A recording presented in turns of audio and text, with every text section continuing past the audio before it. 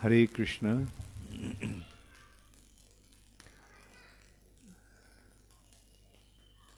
आप लोग जयपुर से कौन कौन आए हैं? जयपुर बाहर से कौन कौन आए हैं?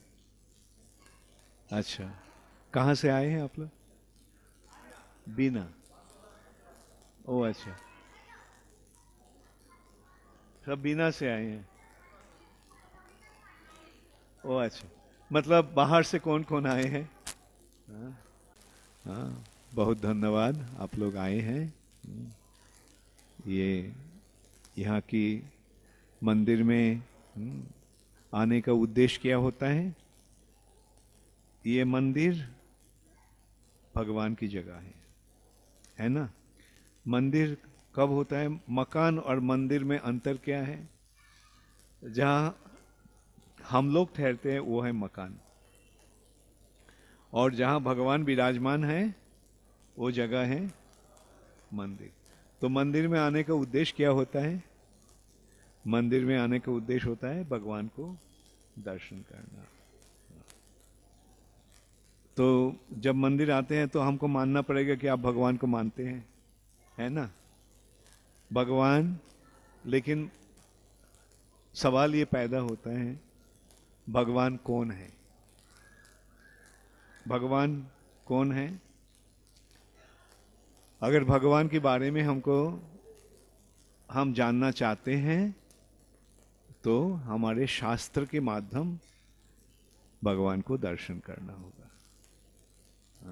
शास्त्र चक्षुषा, ये जो भौतिक आंखें जो हैं, ये शरीर के जो आंखें हैं, इस आंखों के द्वारा भगवान को दर्शन नहीं होता है। आंखों के द्वारा भगवान क्या? आंखों के द्वारा हम आत्मा को भी दर्शन नहीं कर पाते। आत्मा क्या? आंखों के द्वारा हम अपना मन को भी दर्शन नहीं कर सकते, है ना? मन है, वो तो मानते हैं सबको मन है, तो मन को कोई देखा है कभी? लेकिन है। ऐसे भी मन के परे है बुद्धि, बुद्धि के परे है अहंकार। हाँ, ये तीन वस्तु जो है ये सूक्ष्म भौतिक पदार्थ है। पांच है स्थूल पदार्थ, जैसे मिट्टी, पानी, अग्नि, वायु, आकाश। और इसके परे तीन सूक्ष्म पदार्थ हैं, वो है मन, बुद्धि और अहंकार। और उसके भी परे, मतलब भौतिक जगत के परे, हाँ, है आत्मा। आत्मा भौतिक पदार्थ से बना नहीं, आत्मा उस जगत से आए हैं। इस भौतिक जगत के परे और एक जगत है, चिन्मय जगत, आध्यात्मिक जगत, वैकुंठ लोक। आत्मा वहां से आया, और आत्मा के कारण शरीर में चेतना रहता है। हम लोग चेतन है, चेतना है। चेतना क्यों है? क्योंकि आत्मा है। जब आत्मा शरीर छोड़कर चला जाता है तब शरीर में चेतना रहता है? नहीं। तो ये आत्मा के बारे जो ज्ञान है उसको आध्यात्मिक ज्ञान कहा जाता है। तो अधि आत्मिक, इसका शुरुआत होता है आत्मा से, आत्मा से परमात्मा, और परमात्मा से भगवान। अंत में भगवान ही है परम ईश्वर, परमेश्वर है भगवान। परमेश्वर मतलब सबके प्रभु, सबके मालिक, सबके नियंता, नियंत्रण करने वाला, वो है भगवान। भगवान के बारे में अगर हम जानना चाहते हैं तो हमको शास्त्र के माध्यम हम जान सकते हैं। शास्त्र मतलब जिस किताबों में आध्यात्मिक विषय का वर्णन हुआ है। ये भौतिक जगत में बहुत सारी किताबें हैं, वो सारी किताबें इस भौतिक जगत के बारे में बताते हैं, लेकिन जिस किताबों उस जगत के बारे में बताते हैं वो है शास्त्र। ये शास्त्र का और एक नाम है वेद। वेद का मतलब है ज्ञान। विद शब्द का अर्थ होता है जानना, और विद से आता है वेद, विद से आता है विद्या। विद्या, ये सारे शब्द जो हैं ये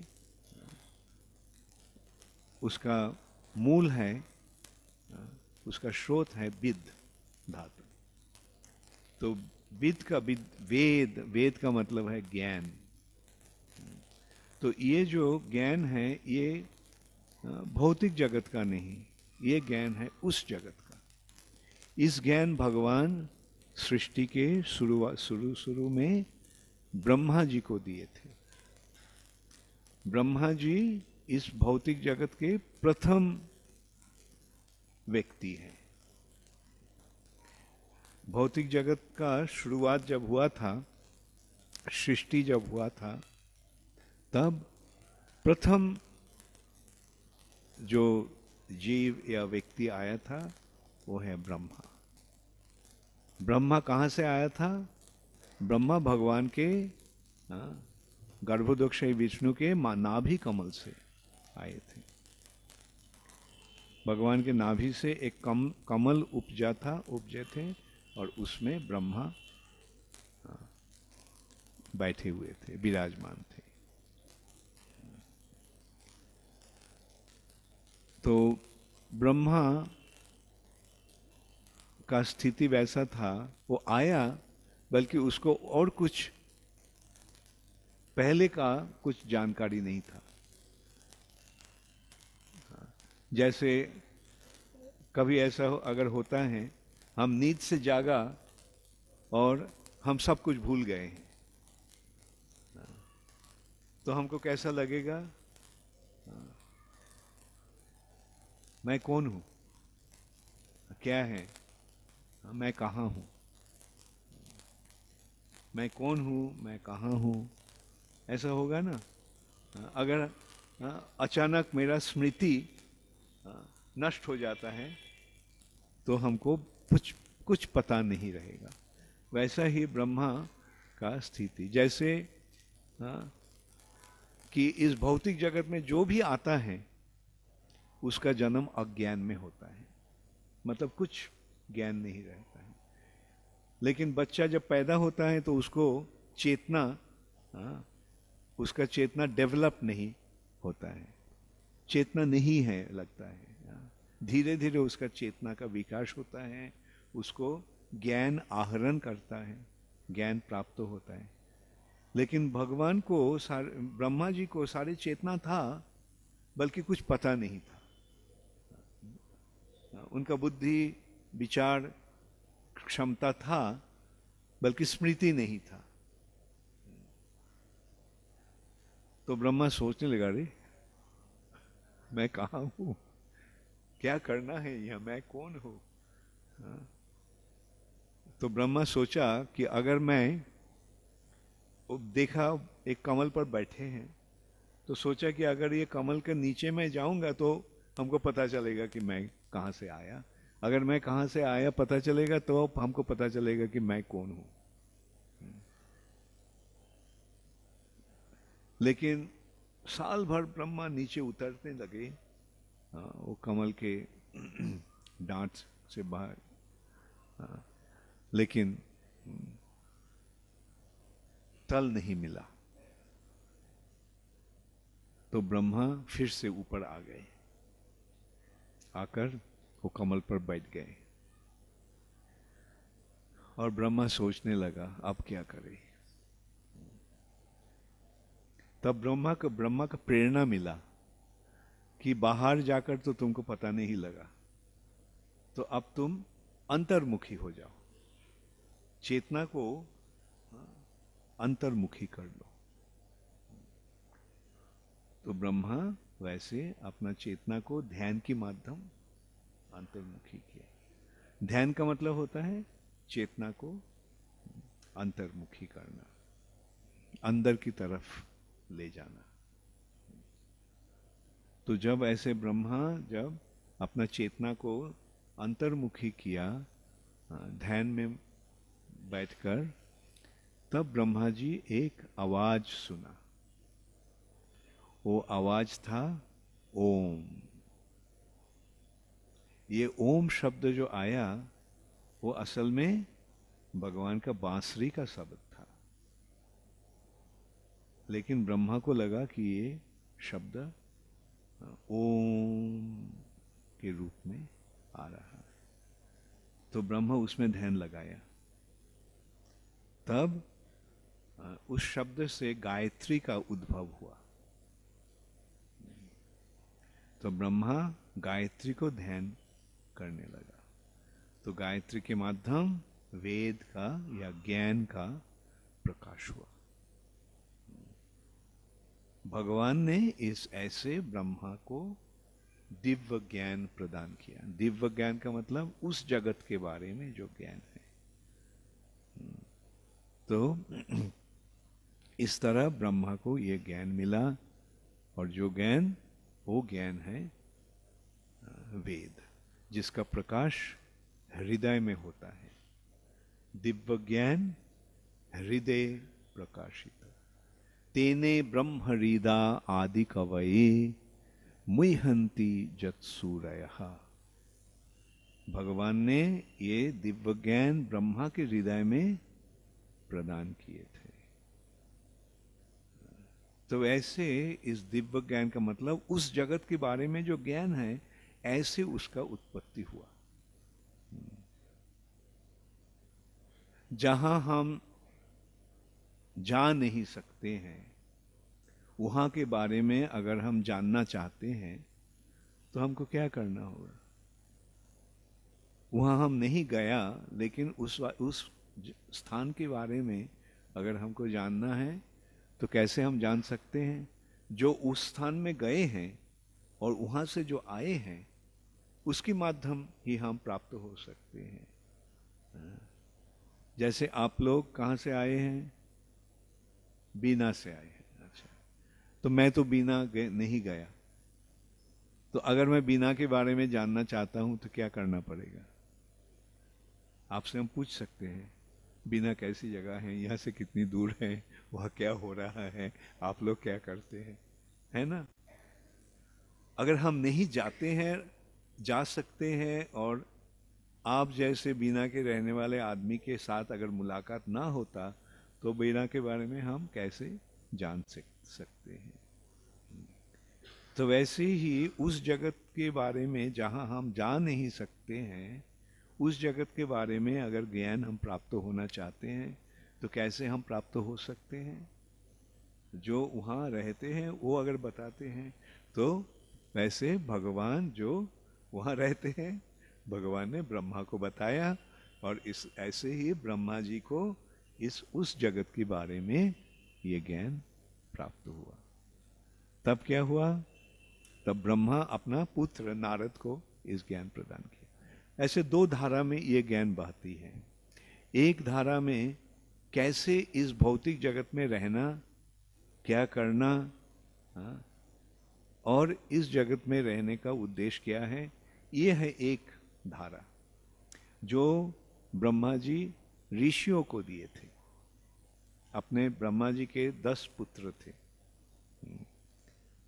वो सारे, उनमें से 9 पुत्र हैं ऋषि, और एक पुत्र है देवर्षि, वो है नारद। और जो है और बाकी पुत्र जो थे वो है पुलस्त, पुलह, क्रतु, अंगिरा, मरीचि, दक्ष आदि। और सबसे कनिष्ठ थे नारद मुनि। तो और सारे पुत्रगण को भगवान ब्रह्मा जी ने इस भौतिक जगत में कैसे आचरण करना चाहिए और कैसे इस भौतिक जगत से हम मुक्ति प्राप्त हो सकते हैं, उस बारे में ज्ञान प्रदान किया। उस दो धारा को कहता है कर्मकांड और ज्ञान कांड। और नारद को भगवान के बारे में बताया, और भगवान के बारे में जानकारी होने से क्या होता है, स्वाभाविक रूप से जब भगवान को हम जान लेते हैं, पहचान लेते हैं, तब क्या होता है, भगवान के पास अपने आप को समर्पण कर देते हैं। जब पता चलता है कि भगवान है हमारे प्रभु, भगवान अगर हमारा प्रभु है तो हम कौन हूं, मैं कौन हूं? वो अगर भगवान अगर प्रभु है तो मैं हूं नौकर। भगवान है प्रभु, मैं हूं नौकर। तो नौकर को क्या करना चाहिए? नौकर को प्रभु को सेवा करना चाहिए, प्रभु को निर्देश अनुसार कार्य करना चाहिए। तो कैसे कार्य भगवान के साथ संपर्क जोड़कर भगवान के लिए जो कार्य होता है उसे ही भक्ति कहा जाता है। तो नारद के माध्यम भक्ति के द्वारा प्रवाहित हो रहा है। सो ब्रह्मा से नारद, ऐसे नारद से व्यासदेव, इस धारा से इस ज्ञान परंपरा के धारा में बह रही है। परंपरा, परंपरा का मतलब है गुरु से शिष्य और शिष्य गुरु बनकर उनके शिष्य को, वो शिष्य गुरु बनकर उनके शिष्य को, ऐसे ये ज्ञान प्रदान करते हैं। इस धारा में इस ज्ञान प्रवहमान है, बह रही है। तो ऐसे भगवान के कृपा से उस जगत की ज्ञान हमें यहां मिल रहा है, वो है वेद। तो यहां और एक सवाल आता है, ग्रंथ हैं, लेकिन केवल ग्रंथ पढ़ के क्या हम ज्ञान प्राप्त हो सकते हैं सही रूप से?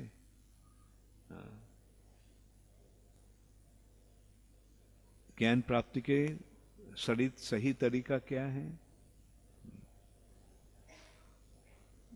गुरु के मतलब शिक्षक, जो हमें समझाते हैं किताब में क्या लिखा है। आप सब ABCD जानते हैं, है ना? वर्ण जानते हैं। ABCD आप खुद सीखे हैं? ABCD जो एकदम साधारण शुरुआत है ज्ञान का, तो वो भी हम खुद नहीं प्राप्त हो सकते हैं, किसी के माध्यम हमको ये जानकारी हुआ था, है ना? जो कुछ हम सीखे हैं स्कूल में जाकर जो कुछ हम पढ़ते हैं, सीखते हैं, शिक्षक ग्रंथ को, ग्रंथ में, किताबों में जो ज्ञान है वो हमको समझाते हैं, प्रदान करते हैं। तो इसलिए वेद को शिक्षा, असल ज्ञान प्राप्त होने के लिए हमें शिक्षक या गुरु का प्रयोजन होता है। तो गुरु के पास जब हम ये ज्ञान प्राप्त होते हैं तो हमें सरल रूप से सब कुछ हम समझ लेते हैं।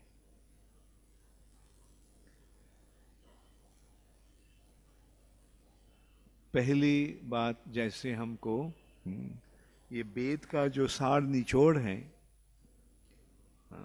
वो है भगवत गीता, जो भगवान स्वयं अर्जुन को प्रदान किए थे। भगवत गीता, आप लोग गीता पाठ करते हैं नियमित रूप से? जो पढ़ते हैं गीता हाथ उठाइए। अच्छा, यहाँ हम देखा नहीं, अच्छा, बहुत अच्छा। और जो गीता नहीं पढ़ते हैं उनको मैं अनुरोध करूंगा, कृपा करके भगवत गीता लेकर पढ़ते रहना। हाँ, क्योंकि गीता में जो ज्ञान है, ये वो ज्ञान अगर हम प्राप्त हो जाते हैं तो हमें सब कुछ मिल जाता है। और चरम प्राप्ति क्या होता है, सबसे बड़ा चाहना क्या है? सबसे बड़ा चाहना है मृत्यु को जय करना।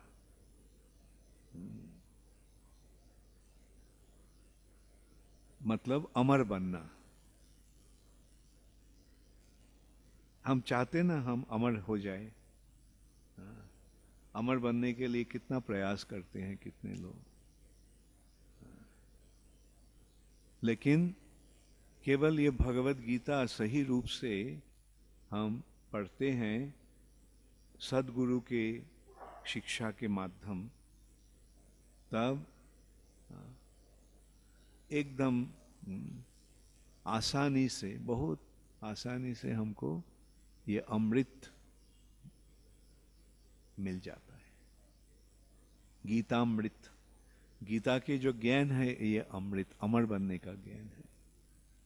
जो गीता समझ लेते हैं वो अमर बन जाते हैं। कैसे? गीता के शुरुआत में, शुरू में ही हमको पता चलता है ये शरीर और आत्मा में अंतर। हमें ये जानकारी होता है कि हम असल में हमारे स्वरूप में हम आत्मा है ना? ये शरीर तब क्या है? ये शरीर है एक, ये आत्मा का एक आवरण। जैसे हम कपड़ा पहनते हैं, हम लोग शरीर पहने हुए हैं। आत्मा ये शरीर पहने हुए है।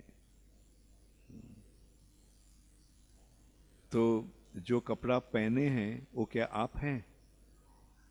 कोई बोलेगा कि मैं मेरा कपड़ा हूं, मैं कपड़ा मेरा स्वरूप है। हाँ।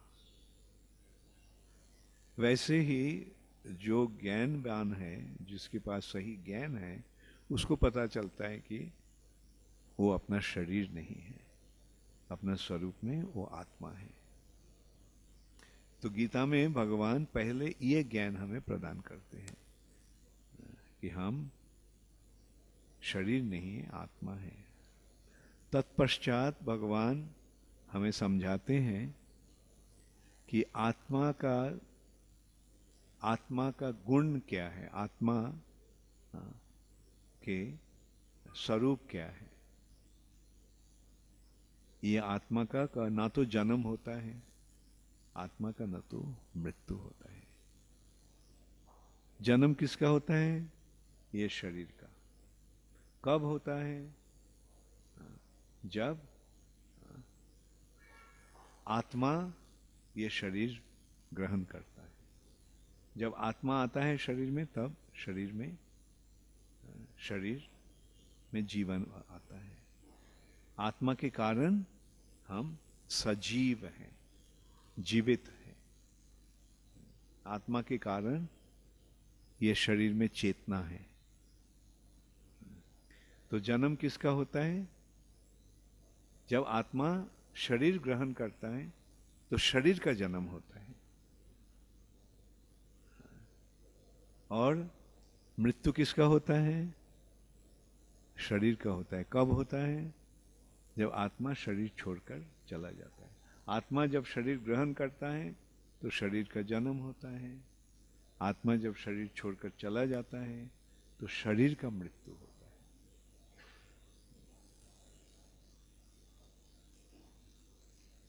तो हम अगर समझ लेते हैं, हमको ये जानकारी होता है कि हम अगर जान लेते हैं कि हम आत्मा हैं और आत्मा का मृत्यु नहीं होता है, तब हमको क्या ज्ञान प्राप्त होता है? मैं आत्मा हूं, अतएव मेरा मृत्यु नहीं होगा। बस अमर बन गए ना। भगवत गीता के शुरू शुरू में ही हम ऐसे अमृत प्राप्त होते हैं। तत्पश्चात भगवान हमें समझाते हैं कि भगवान कौन है।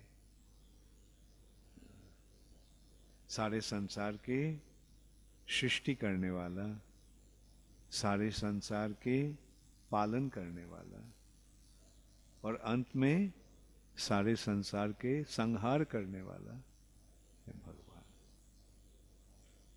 तो हम क्या कह सकते हैं, ये जगत का सृष्टि हम किए हैं, कोई कह सकता है, लेकिन किसी न किसी ने तो तैयार किया ना, है ना? ना क्या ये जगत ऐसे ही सृष्टि हो गया?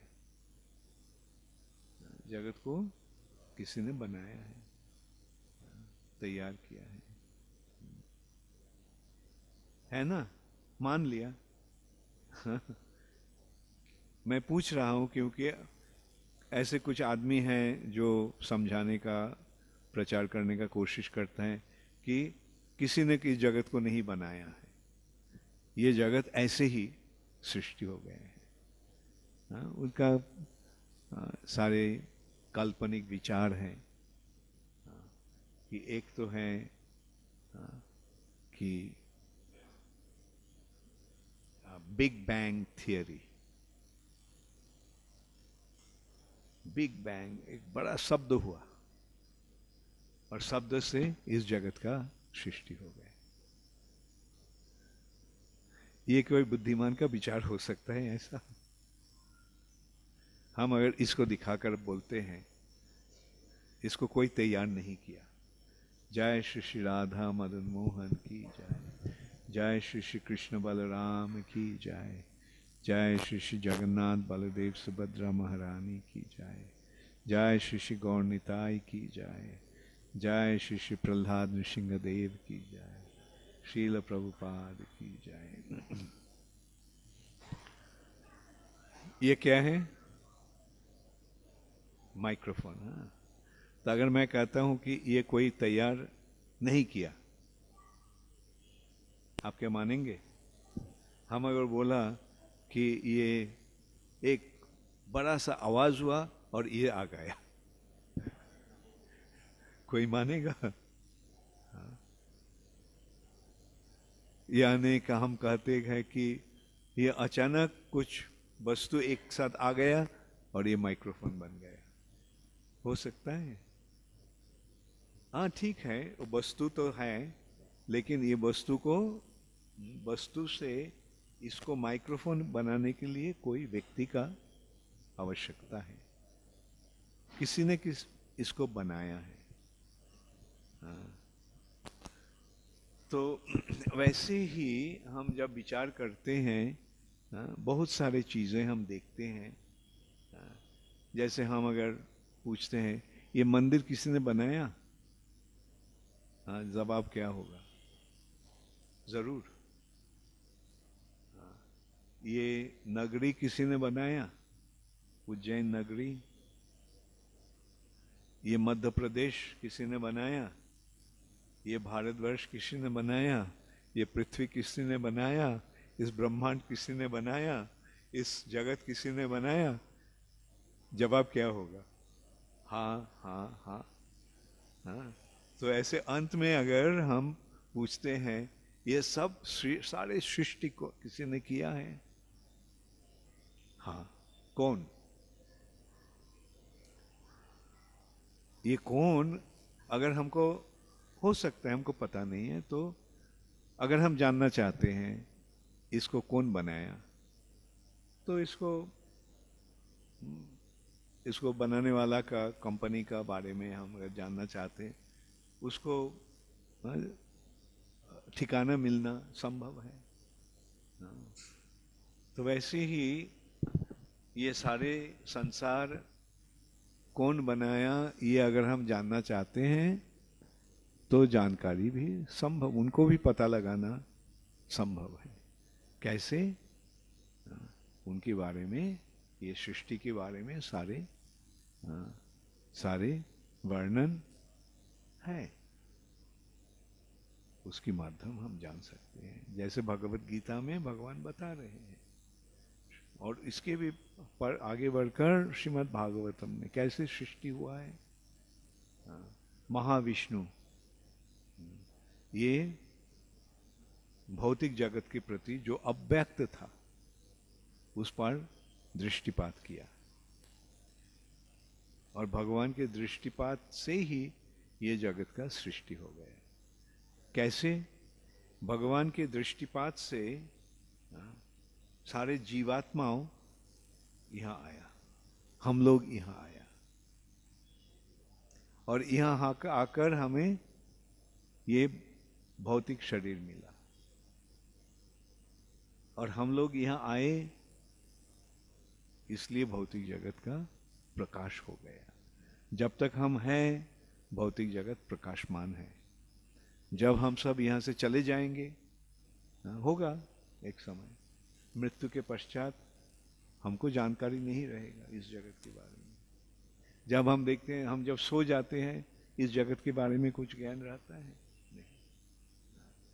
वैसे ही नींद और मृत्यु लगभग एक ही तरह है। नींद और मृत्यु में अंतर केवल ये है कि नींद से हम ये शरीर में जाग जाते हैं, और मृत्यु के पश्चात हम दूसरे और शरीर में जागते हैं। बस ये है अंतर। तो ऐसे अगर सब लोग मर जाते हैं, होता है, होगा, जैसे भगवान की दृष्टि के माध्यम सब यहाँ आए हैं, और भगवान अपना दृष्टि को अगर संवरण कर लेंगे तो क्या होगा? सब वापस चले जाएंगे। तो जब यहाँ कोई नहीं रहेगा तो इस जगत प्रकाशमान रहेगा नहीं, अप्रकाश हो जाएगा। तो इसलिए इस जगत का दो स्थिति है, व्यक्त अव्यक्त। भगवान कह रहे हैं गीता में, व्यक्तादीनी अव्यक्तादीनी भूतानि व्यक्त मध्यानि भारत। ये जगत अव्यक्त था,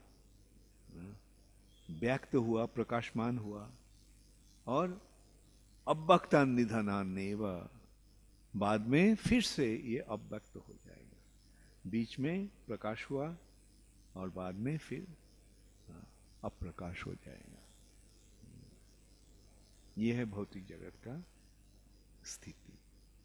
तो भगवान के दृष्टिपात से इस जगत में हम सब आए और इस जगत प्रकाशमान हुआ। तो ऐसे सारे ज्ञान हमारे शास्त्र में है, इसलिए शास्त्र को अध्ययन करना चाहिए। स्कूल कॉलेज में तो पढ़ाई नहीं हो रहा है इस विषय का, चर्चा होता है स्कूल में नहीं। लेकिन ये ज्ञान जो है ये बहुत जरूरी है। क्यों जरूरी है? क्योंकि इस ज्ञान प्राप्त होने से सारे समस्याएं का समाधान हो जाता है। जैसे सबसे बड़ी समस्या कौन सी समस्या है? मृत्यु, है ना। और इस ज्ञान प्राप्त होने से वो समस्या का समाधान हो जाता है, और इसके साथ साथ बाकी सारे समस्या का समाधान हो जाता है। इसलिए इस ज्ञान प्राप्त होना बहुत ही जरूरी है। और बाकी ज्ञान जो है, भौतिक ज्ञान जो है, वो तब तक ही हमारे साथ रहेगा जब तक ये शरीर रहेगा। चाहे हम कितने बड़े पंडित ना हो भौतिक विषय में, मृत्यु के पश्चात सब कुछ खत्म हो जाएगा। लेकिन ये जो ज्ञान जो है, ये ज्ञान आत्मिक ज्ञान है, आत्मा का ज्ञान है। आत्मा नाशवान नहीं है। तो इसलिए मृत्यु के समय शरीर का विनाश होने से भी आत्मा रह जाता है, और आत्मा के साथ साथ ये ज्ञान भी रह जाता है। और सबसे बड़ी बात है कि जब ये ज्ञान हम प्राप्त होकर भगवान को पहचान लेते हैं, भगवान को साथ संपर्क जोड़ लेते हैं, तो भगवान हमको अपने पास बुला लेते हैं। तो भगवान के पास जाने का तरीका बहुत ही कठिन नहीं है, बहुत सरल है, लेकिन सही रूप से हमको प्रयास करना पड़ेगा। इसलिए फिर से हम आप सबको अनुरोध करेंगे सही रूप से भगवत गीता नियमित रूप से पढ़ते रहना, है ना? कौन कौन पढ़ेंगे? बहुत अच्छा, हरे कृष्णा। तो हम एक हिंदी भजन गाएंगे। आप सब गाएंगे हमारे साथ। ये एक सरल गान है, बल्कि इसका अर्थ बहुत ही गहरा है, बहुत ही सुंदर है। हम पूछते हैं ना भगवान कौन है, तो इसका जवाब यहां मिल रहा है। भगवान कौन है? कृष्णा जिनका नाम है। उनका नाम क्या है? कृष्ण। और गोकुल जिनका धाम है।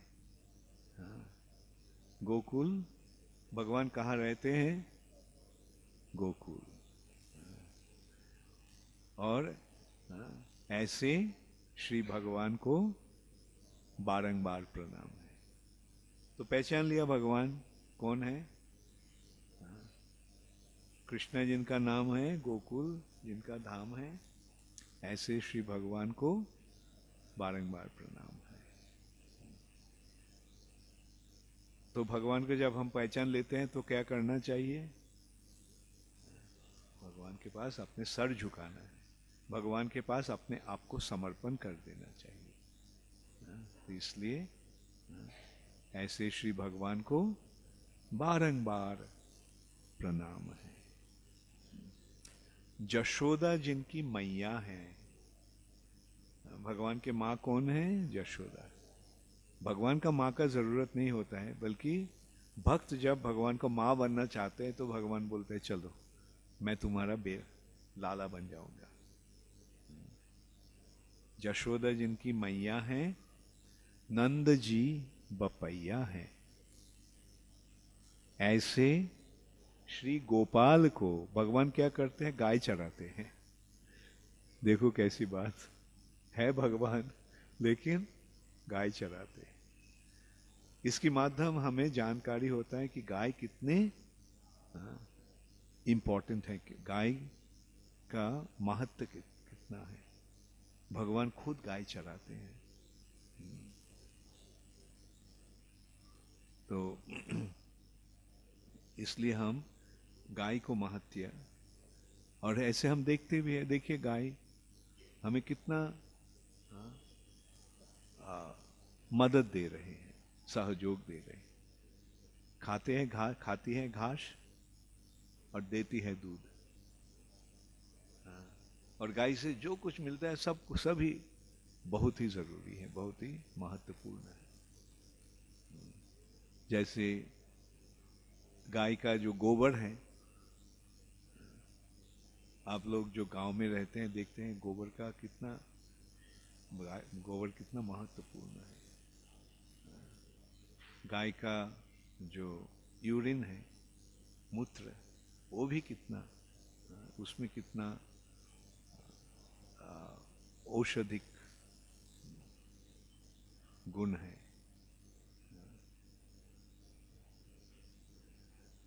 तो ऐसे हम देखते हैं मनुष्य और गाय के बीच एक बहुत गहरा संपर्क है।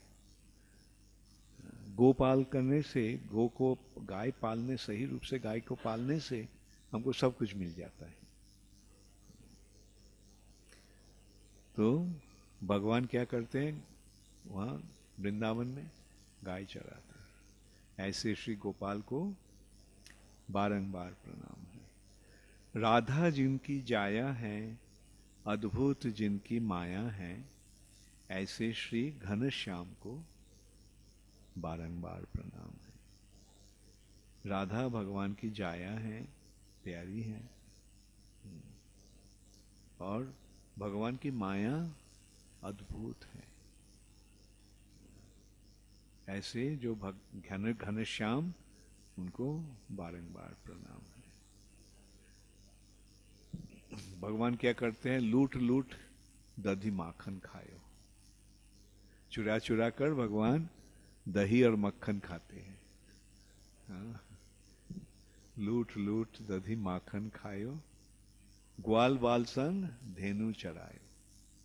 दिन भर क्या करते हैं? ग्वाल वालों के साथ गाय चराते हैं। ऐसे श्री ऐसे लीला धाम को बारंबार प्रणाम है।